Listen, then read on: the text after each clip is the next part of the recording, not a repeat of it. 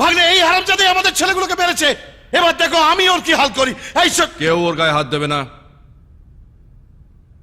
ভাগ্নে ও পৌলমীকে লাইন মারছে। ওটাও আমি দাদাকে বলেছি।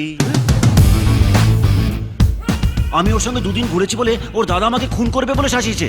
আমার ফ্যামিলিকে নিয়ে টানা হাজরা করছে। ফুলের মতন মেয়ে যেই দেখবে সেই প্রেমে পড়বে বলুন, আমিও পড়েছি।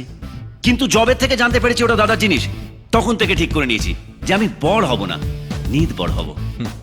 আমি ফেল করেছি, কিন্তু আমি চাই কেউ একজন পাশ করুক। টনিদা যখন ওকে তুলে নিয়ে যাবে না, তখন আমি ওর দাদার সামনে গিয়ে সৌরভ যেভাবে লর্ডসের মাঠের মধ্যে জামা খুলে নেচেছিল, আমিও ঠিক সেইভাবে নাচবো। আমার এই ইচ্ছেটা পূর্ণ করতে হবে দাদা। করবো। এখন তুমি এসো। কোথায় যাব আমি? বললাম না ওর দাদা আমাকে খুন করবে বলে খুঁজছে। আমি তোমার এই চাঙ্গু মাঙ্গুদের সঙ্গে কোথায় থাকবে? আমার মাথায়। দাদা নিয়ে যাও ওকে।